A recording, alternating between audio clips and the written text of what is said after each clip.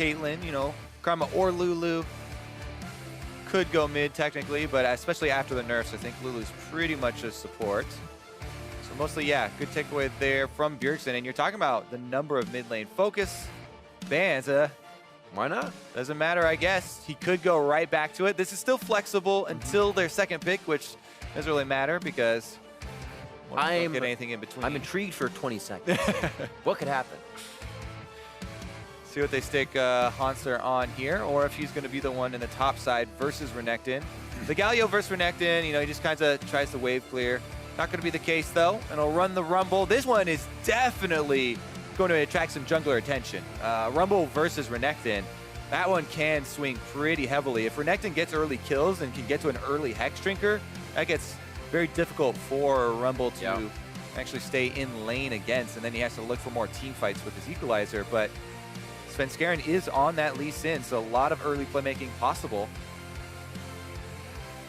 Back to the Gragas after seeing what kind of composition they'll be working with. It was an Elise hover in the first 1-2 for IMT here, but they decide dispersing the fight, breaking it up as TSM's going to be diving in would be a little bit better. 40 seconds on the clock for the coaches to discuss what will be happening with these compositions. Obviously the players know, but an extra bit of advice is always nice. It really is, and as much as people sometimes make fun of the coaches, some of the biggest differences have been when the team goes into the game with that clear game plan as far as your early jungle route, which lane is going to push, you know, who's going to help you with your invade. Right. You know, those things can really determine the early game. If X happens, do this just for the first few routes to get the game going, and then it's up to the shot callers, being Xmithie on one side, Bjergsen and DoubleLift on the other. Obviously, as Bjergsen said, it's always good to have a voice from everybody on the team if they can give it. Everybody at that caliber of play, because information is good.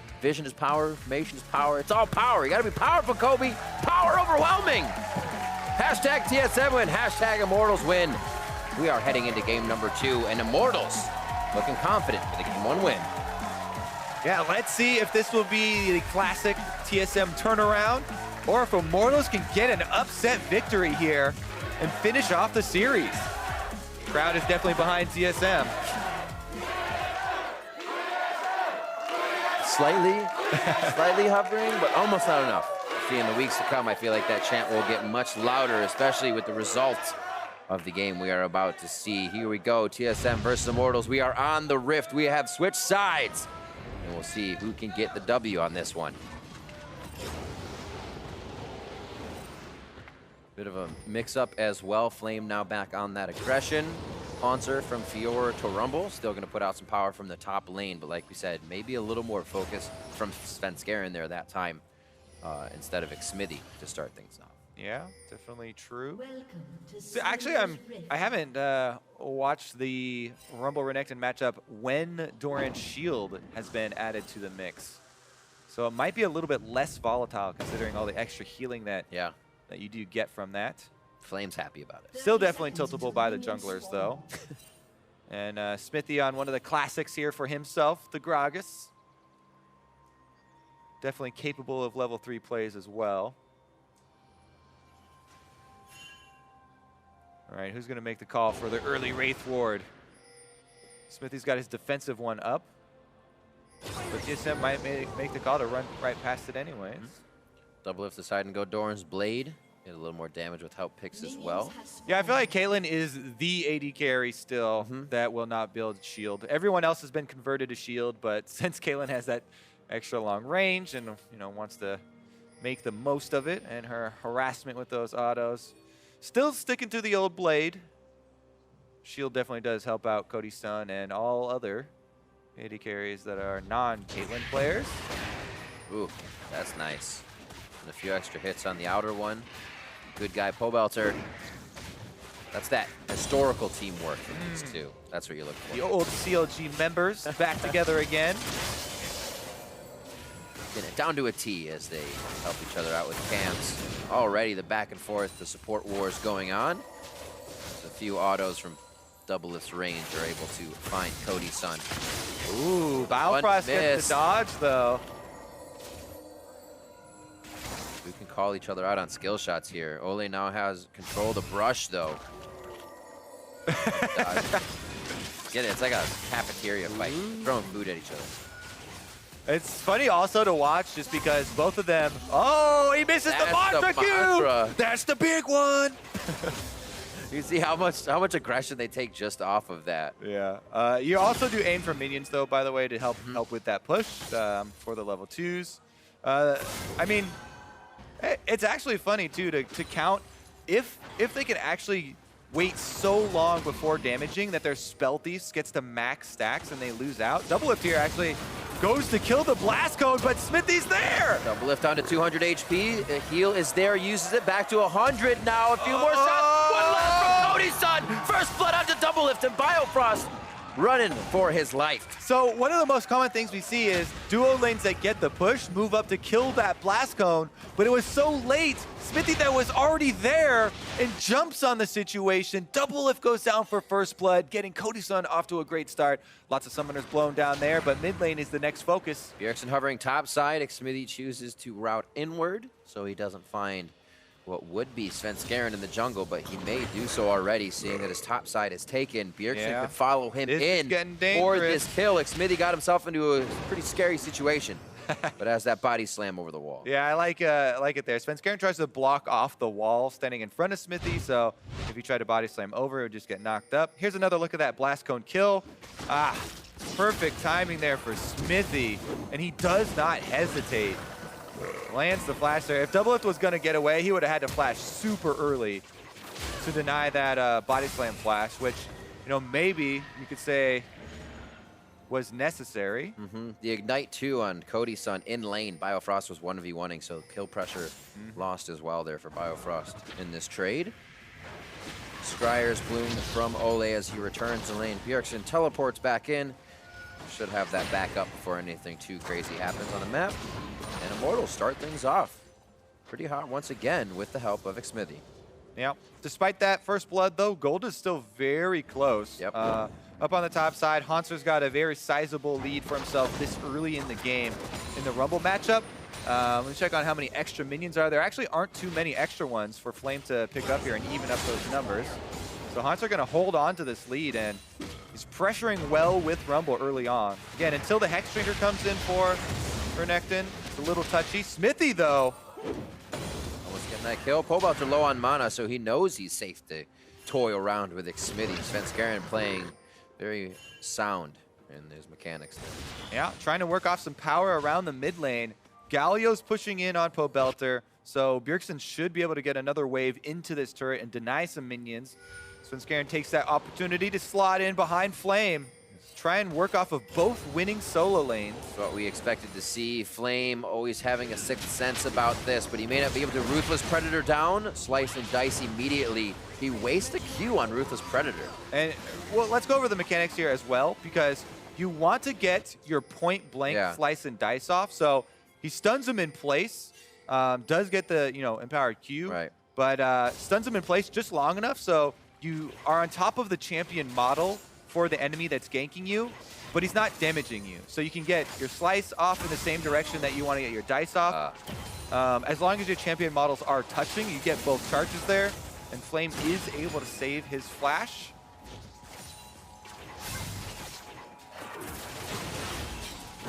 Resolve onto Biofrost. It should be a good trade between the AD carries. Svenskeren not waiting at all. Flashes are down in the bot lane for Cody Sun. Minions are there. Now the Q is blocked. He's waiting to get around. Flash in, gets the Q. Take it all the way home. He says, we have the shields. Let's make the deal. Oh my goodness, he waits just long enough too. The cooldown comes back up on Safeguard. He had used it to get into position off that ward by Tribush. And a pretty clean kill there for our TSM as Svenskeren able to go under the turret, draw out the Ignite from Olleh as well in the process. And the bottom lane strikes back. So Svenskeren moves up, getting around that side. Remember, it was on cooldown here, so I was thinking he was going to smite that minion and go for the long Q, but he doesn't even chance it. He just goes for the E-flash there, gets the kill after waiting. Dashes back out on his Safeguard. Not much you can do about that, except try and make your own plays. Svenskeren doing a nice job of getting in and out on that one. Let's see if he can keep the fire rolling here as they head towards mid lane. Pobelter gets, I was going to say, baited into another fight there, but the minion wave a little too big. And they're just going to back off. Seems like Bjergsen didn't want the full fight. Yeah, a lot more. Pretty good CS advantages for TSM here. Both of their side lanes as well. In addition to Bjergsen, you know, constantly pressuring mid lane and keeping Pobelter under his turret, TSM pretty much have all pushing lanes to work with here to open up space for Svenskeren. Also helps that Svenskeren, a good early game, knows the lanes are winning, can do things like this with the rest of the team here. They don't have too much vision past what they're doing. And Xmithie could be the one to change this fight up. Bjergsen now getting pinched in by the rest. They're under a turret, but they want the fight anyways. They can take out Cody Sun immediately. A lot of the DPS and only one person tanking the turret means this scenario turns safe after looking like it could be troublesome. Right, that was a big kill, so they got some money, but unless TSM continue to pressure in and can actually take the turret, it's not the biggest of losses for Immortals, so TSM are sticking around. They want to capitalize on first turret gold. As well, if they can get anything else out of Immortals, it makes this Mountain Drake a little bit easier. But it seems like too much was wasted on the attempt. Top lane push for the teleport down for Hauntzer. We'll see how that ends up after seeing this one more time. They do get this kill on Cody Sun, but look at this. They are planning on using all resources on this play before they even pull it off. So Bjergsen in there with the flash. Hauntzer also teleporting. All 5 members down here. And they do get the kill. But, you know, Flame shoves in top, and Immortals are able to defend for now. It does heavily weaken the bottom turret, though. And you still have to keep in mind the possibility of trying to go for a big play there in order to get first turret gold. It's actually something Immortals was doing very well yesterday, even in lane swaps at 7 minutes in the game, lowering turrets, prepping them to be taken down, and they would get these consecutive fights that would just snowball for them. This game kind of getting a taste of their own medicine in that early turret trade here if it can go down for TSM. Those CS leads are going to start to turn into items as well. Combat power for TSM. Oh, over the wall. That's going to be a flash through. Kill from Xmithie and Flame to the top side. These guys are Bash Brothers this series. Yeah.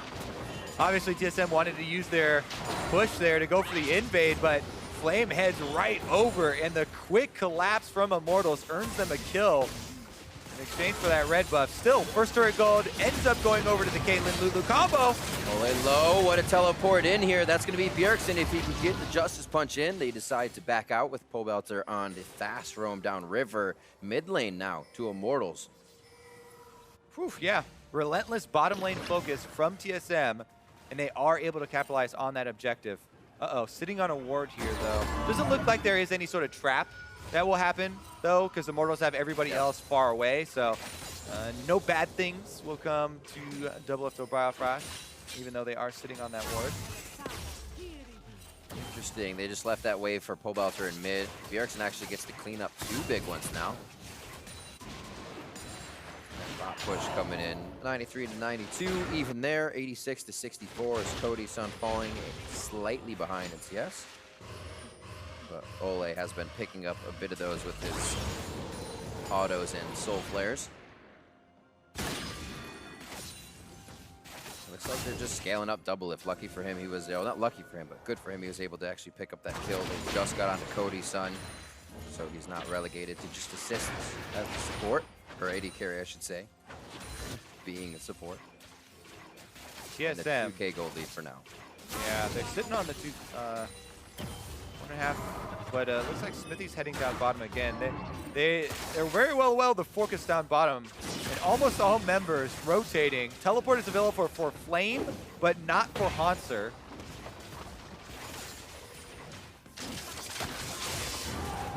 Xmithie's headed around back. Will they pull the trigger?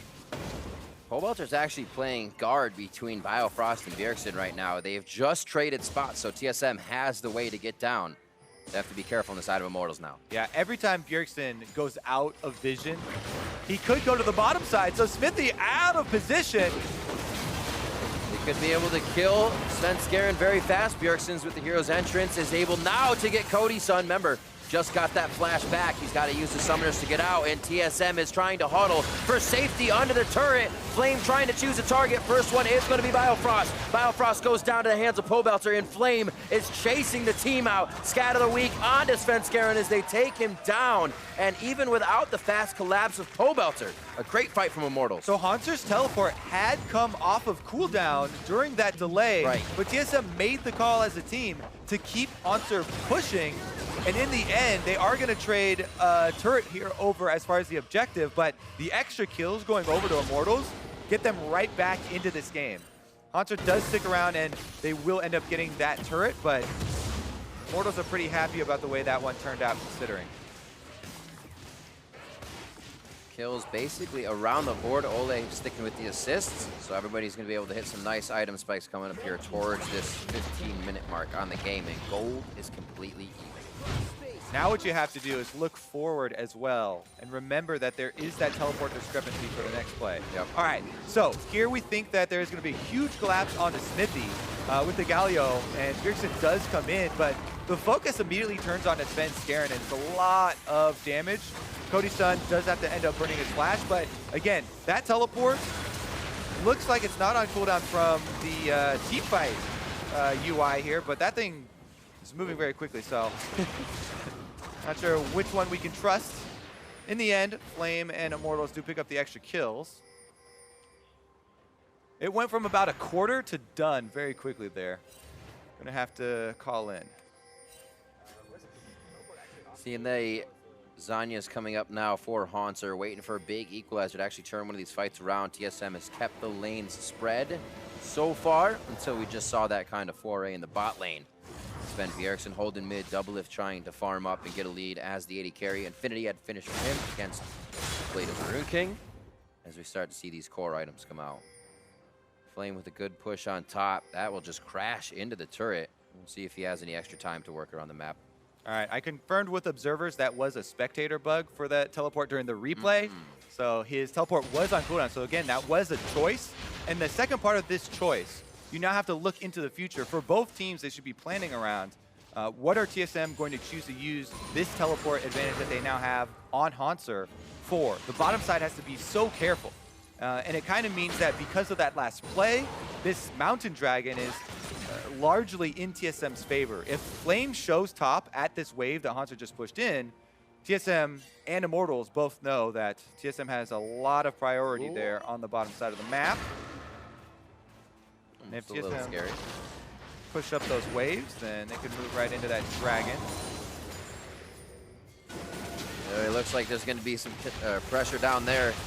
Contest is slowly coming in. This makes it scary for Immortals. But there's not too much catch potential here on the side of TSM, so Olleh is just going to keep vision and let the team work vision towards the top. Yep, and that dragon pretty much won by the decision TSM make to give up bottom lane, let those kills come through, and they still hold on to the teleport. Plus, Hauntzer was waiting around Rift Herald. They got the Scuttle Crab, so they don't give Rift Herald over for the Drake, and it's pretty much a pure objective victory there. Blue buff just taken over by Xmithie. He'll hover top side for a moment here with Olleh on his backside. Good scuttle grab already by TSM allows them to figure out what's going on in the situation. We saw Hauntzer do that. So Immortals come up a little bit of nothing there, but get the hold of lead so far. Make sure they grab one of these turrets that they're facing. Get an even bigger one. TSM already has top and bottom down. Once they grab that mid, the wards go forward, and it seems like a team with Hauntzer being able to fight in the jungle. Everybody coming in on Bjergsen's ultimate would be a scary place to fight on for Immortals. Yep, TSM have pretty much all their tools ready at the moment. Adaptive Helm done this early for Bjergsen means that he wants so badly to take the Syndra ultimate. If Pobelter ever wastes his ultimate on Bjergsen, it will do very, very little damage. In addition to, you know, reducing each of the sphere damage from his ultimate, he's also got the extra magic shield and has built pure MR. So Pobelter definitely going to look for some other options, whereas Bjergsen can just kind of charge headlong into the fight. Once again, though, TSM have DoubleLift up on top, pushing the wave. Bio and Svenskeren trying to screen in the jungle. Dark Seal for Olleh. I like the idea. A little more healing, a little more damage. Yeah, you can rack up a lot of assists on champions like Karma, and Janna is one that we would see it on often, you know, the Medjai's Jannas, because they don't die too often, and they get a lot of assists through shields and healing. Same theory here with the ring, and not as big of a cost, because the ring sells back like most regular items instead of the reduced cost of Doran's items selling back. It's quite nice. No devalue. Slight help for a push there, just going to cause Pobelter one more sphere. Get himself some positioning, and this is Immortals saying, all right, feels like it's been a little quiet on the map. This may be a time to get some wards in, but they do it carefully with a few members of the team here. To make movement on the top side, Immortals are looking for the top turret. 3 members moving up, but Hauntzer's recalling right now. Everybody now has teleports ready. A lot of pings going down. They're definitely sniffing out this play. Won't be caught by surprise, as you can see TSM moving their defenses in place. Oh, teleport behind. They're going to go for the pins. Got to be very careful how much this happens in a choke point. That equalizer is going to be huge this fight. Here comes Hauntzer, and that is Cody Sun kicked right back into the frying pan. Hauntzer's actually in the pit now with Rift Herald. They may start to focus him. If they get stuck in the pit, it might put Immortals in a bad spot. Equalizer cuts off Flame inside, but he can slice and dice out. Xmithie's the focus, but Bjergsen is just about out of mana. With the hero's entrance, that's about all he has. And TSM is calling off for low health, low mana. Same thing for Immortals. Whew. 1 kill being traded over here, as a really good focus there from Svenskeren. He sees Cody Sun out of place, goes directly for him with the kick, and they're able to get him with Hauntzer's flash into the Baron Pit as well. And then even though there's decent terrain for Immortals to take that fight afterwards, because their AD carry is down, they don't have the DPS to punish TSM at all, and TSM get away with this single kill. Here's the collapse. Both teleports are used. Svenskeren goes directly for Cody Sun. Gets the dash into the kick.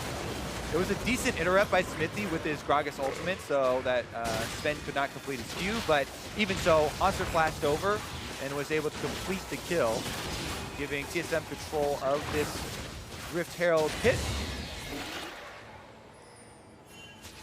And a very nice way to break this game wide open, as even as has been. Zanya's finished up from that Seeker's arm guard being just a few seconds ago. A big fight there for TSM. Really helps to get some pivotal items in their inventory. Yeah, and especially for DoubleLift.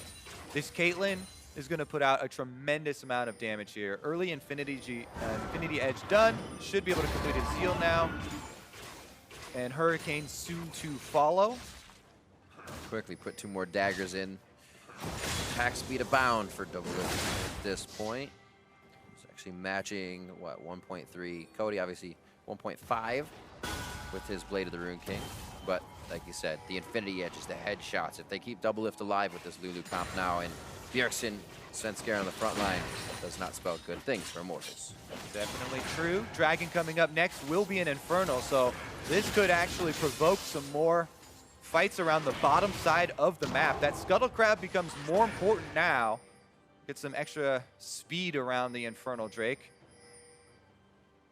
Not going to go for it here for Cody Sun. Looks like Xmithie will slide in there to get it for Immortals. No focus on the Scuttle Crab. Come on, where's the appreciation? 20 seconds on Infernal Drake. No setup being done here. So far, mid lane push. That'll re-wave. But I think your Scuttle is going to be left out until the fight happens, Kobe. It might happen over the Scuttle. The result being the Dragon for the win. Here we go. Now they're going to head down. Maybe they're just afraid of it. You're going to have to take it with more members, Kobe. It is dangerous. But I want to set up this play, because this is something we were looking for. Rift Herald was spawned topside by TSM, so they're trying to draw focus of Immortals away, but because they were so far away and no vision, Immortals just move in and take the Drake. So there is a Rift Herald that TSM left up on the top side that's going to pressure that turret. But Infernal Drake is a big prize that Immortals got. TSM are trading it for multiple turret pressure, though. Will they be able to get up and defend their Herald? Doesn't look like it.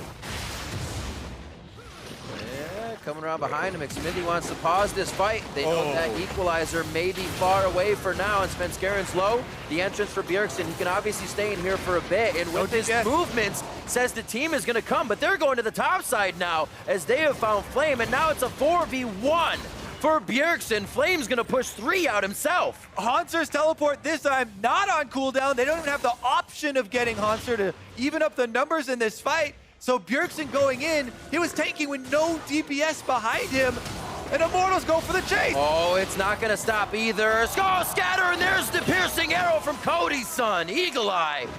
Just the last bit of mana, and the blue buff is transferred over as well. Immortals picking up things here and there, and do they now go for Baron? The equalizer can change things here. Some disastrous mid-game shot calling from TSM, and now they're faced with Immortals on the Baron. They do have the equalizer ready, though. He's got a Zanyas as well. Once they pull off, he's got 2 ways to disengage this. There it is. Throws down the red carpet, and we'll see if Immortals wants this one in or out. So far, they're heading home, and Baron stopped by Hauntzer and the rest of TSM. Oof. Yeah, equalizer comes in big there. DoubleLift is still up, so there's plenty of damage threat, and Immortals know they have to pull off, but TSM do get 1 kill back for themselves. Look at this collapse. Xmithie, again, the playmaker here, goes right in for the team. They don't hesitate, and Bjergsen's tanking, but there's no way they can fight their way out of that 4 versus 5. Hauntzer pushing on the bottom lane, no teleport available, so Bjergsen, as tanky as he is, 4 versus 1, just not the odds he would like. It's good to see you take that long to go down. Then your team can kind of assess that next fight if you do go in and they're with you. Look but at yeah, this play, though. Does not end. The 1-2 punch. And stun afterwards from Pobelter to set up that snipe. In the end, though, it was just 2 kills, right? They killed Bjergsen, and then they got that 1 snipe on his Svenskeren, so TSM running around the map a bit, but it wasn't the biggest of deal that went over to Immortals. The big thing was the Infernal Drake that they got to pick up there beforehand. Back from base, spending all that gold. Hurricane now, or Runan's, yep, finished up for DoubleLift, as well as a fast QSS there right after. Keep himself as safe as possible. And that Runan's was finished up with Cody Sun at the same time, so the AD carries all doing a bit of different DPS in different ways, matching in those item spikes. And again, even gold here. Top turret keeps pushing back towards Immortals. Flames had to respect that. If they can get this mid or top down, Immortals will be in a much better position. Cody Sun does have flash, but he's a little bit exposed at the moment. And I want to give a little bit more respect to the TSM engage. It's like, yeah? What else? Yeah, Pobelter actually running a little bit low on mana, so Immortals should play defensively here. They do have Flame splitting bottom with teleport available, trying to get their side wave pushing. At the moment, TSM have some good items completed, with DoubleLift getting his Quicksilver Sash on top of his core combination of the trip multipliers there. Has a possibility of out DPSing Cody Sun in the fight, but Xmithie's been very good with his engages, so still has to watch out there. It's a big stalemate now. Team's going to be afraid to fight each other until that one big objective comes up. Right now it's Vision. Oh, nice denial of damage there. A little fun between the junglers as they start getting more wards deeper in. Pobelter knows he may have to come back in a second. He's going to meet Bjergsen in the jungle. Yeah, 2v1 for Pobelter on the top side. It looks like he decided to take it. Very, very risky for Pobelter to kick away, but the Q had already hit, so Resonating Strike can't come through. Bjergsen now in a 2v1. The damage is following through, and you remember the Adaptive Helm slows some of it, but there's still enough members of Immortals once again here. As Bjergsen and the team get themselves into a messy fight, Hauntzer Zanyas is going to allow DoubleLift in the fight. He's on the outside. Flame flashes forward, but he gets knocked away from the explosive cast. DoubleLift still alive, trying to kite the fight, but he goes down. And Immortals are just on every member of TSM. TSM spread out again, and they just get completely destroyed this time around. There is no DPS up. It's only up to Svenskeren. Yeah. Can he pull off a miracle steal? They can't win the fight, so it's just about... They're not even going to risk it. Not even going in. That will be barren for Immortals. They don't have their wards or trinkets. The sweeper's down. It would cost them even more if these two were to fall. Immortals take a 27-minute Baron. And we'll see the fight again. Oh my goodness, Immortals just coming out to play. Pobelter look dead to rights here. Dodges the Q with his Ghost, so the extra damage isn't there, and it buys time for Flame to come in. Even though the adaptive helm reduces the ult damage, Flame is doing physical, and he's able to finish up the kill here with the extra ignite from Olleh roaming, and then Xmithie once again. Immortals slightly quicker on the rotation to this team fight. Able to pick him out, then DoubleLift nets backwards into the team. It didn't really matter, but it is a little bit of a fumble. All right. Now onto a Dragon, very scary. They bring themselves into a 50-50 fight after getting Baron. Hopefully, Immortals want this to go in their favor, and Xmithie goes down immediately. Flame on the backside makes TSM move a little differently, but they get into a good position here to see the fight once again. And they do lose a Baroned up member on the side of Immortals. Yeah, Xmithie smites as he's dying, able to secure the second Inferno, which is very big for Immortals. TSM almost able to move in and steal that one, but denied once again. Fight after fight. We're just going to be in replay mode the rest of the game. Let's go. All right, they're charging up for it. Svenskeren moves in. It's pretty much an even contest here, but Xmithie, right before he dies, gets it off. The pivotal smite, feeling comfortable on this Gragas, feeling comfortable on this Immortals squad recently, and what a showing here the first week as they continue now with a game over TSM to push down mid. Bjergsen coming through the backside. Here's the teleport in. Remember, his initiation is the Durant taunt. Justice Fist onto Pobelter. He has no way out. Flash not even used because he didn't have time. That is a big kill for TSM. Let's see what they can do with it. Baron buff is still going to empower these minions and impede the press here of TSM as they try and get the turret afterwards, but that is a big amount of the wave clear of Immortals. Cody Sun now is going to have to do most of the work on the minions. Baron not speeding up the minions. There goes Sven. Double kick. Looks like Flame could be the next one. Slice out. He does have a bit of that rage, so he can get a good heal back on Cole. Xmithie on the right side, but Svenskeren ready to go in with the team, ready to get more, and if they had capitalized there, Baron would have been a waste for Immortals. Yeah, TSM really wanted to prize some more advantages out of that teleport, but as good as that play looked, it was only one kill going over back to their side. Things settled down again on the side of Immortals. They're just going to clean up these camps. What a series here from Immortals. Pretty much everybody expecting them to come in here and have a very rough time with TSM. Bringing DoubleLift back, starting out the split very strong so far. But man, Immortals, so much cleaner. So the thing I mentioned yesterday at the end of the day is you think with changes in coming into teams that it might alter that first 5 weeks for them, put them in maybe an even 500 position or not allow certain types of wins. But here to see Immortals come and be able to take a game possibly off of TSM, already have their first victory. So TSM saw that Pobelter was on the bottom side and they really wanted to force that fight, but unable to grab anybody because the flashes are down, and Pobelter is able to roam back up, so that opening closes a bit there for TSM.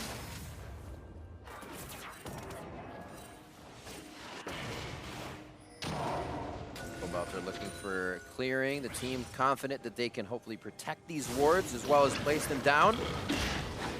Bjergsen's going to be the hit here just to give him a bit of a distraction. However, Hauntzer and the rest of the team may want this equalizer used over on 2 members as the turret goes down, but Immortals is now able to route behind the rest of TSM. Hauntzer doesn't want to fully enter the fight with Svenskeren and Bjergsen. And now again they are stretched. Pobelter on the backside of the fight. DoubleLift goes down immediately, even with wild growth. And now they're trying to recuperate. Bjergsen coming in as Svenskeren and Hauntzer die at the same time. Bjergsen's now on the ground, and Immortals come out huge from the top lane fight. 4 kills, and they're gonna look to take an inhibitor off of this one. It's 40 seconds, Kobe. They got a wave right there. They might even go for some Nexus turrets after this. 25 seconds on DoubleLift. Biofrost used the wild growth on himself, but it wouldn't have mattered. They got obliterated in that fight. Looks like they're just gonna go for this. Trying to hit one out. On the other side is Biofrost, but Nexus turrets now, 20 seconds, 8 on the DoubleLift. Do it. They could be going for it. A focus coming in from Olleh onto Biofrost to lock him down. That's the damage onto the Nexus. Immortals in 2 games takes down TSM. What an upset from Immortals, 2-0, the defending champions. Who won the trade now? It was a question, wasn't it? We'll see what Twitter has to say about that one.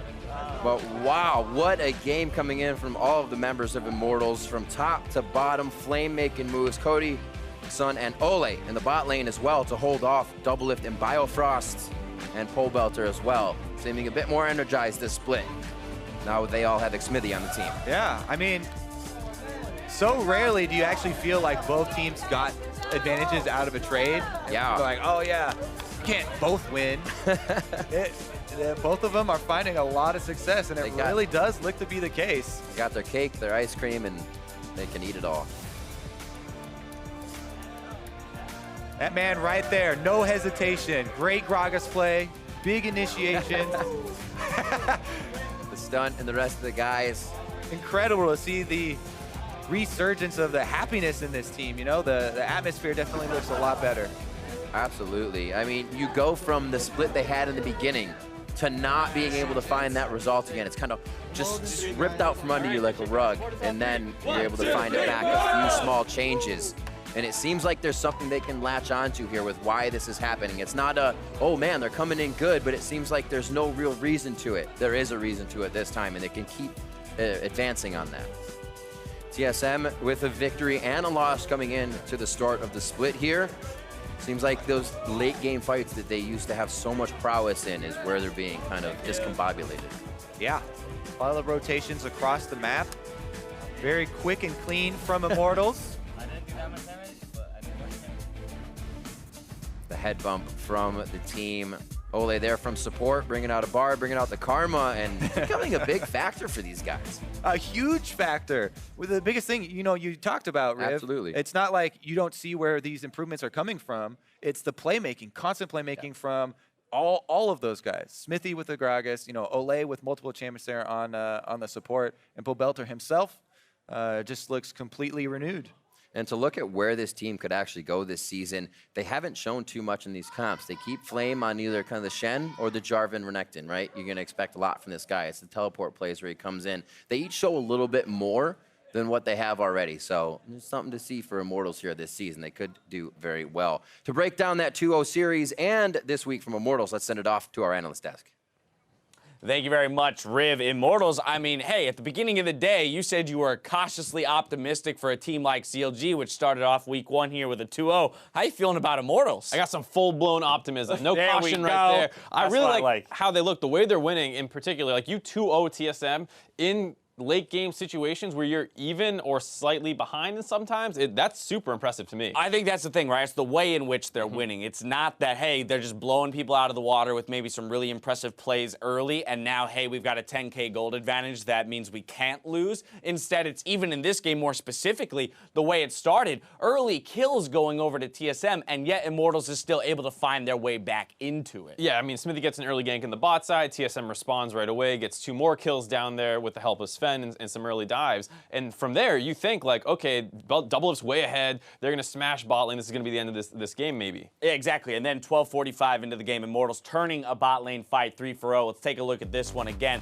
I'm just very impressed at the plays that this team is willing to make when you remove possibly their most aggressive player from the roster. Well played by Xmithie, too. Kind of in the back line, going in and out of the fight, flashing the taunt, getting out of the Gragas ultimate, and eventually they get enough poke damage down that they pin the rest of TSM into the turret.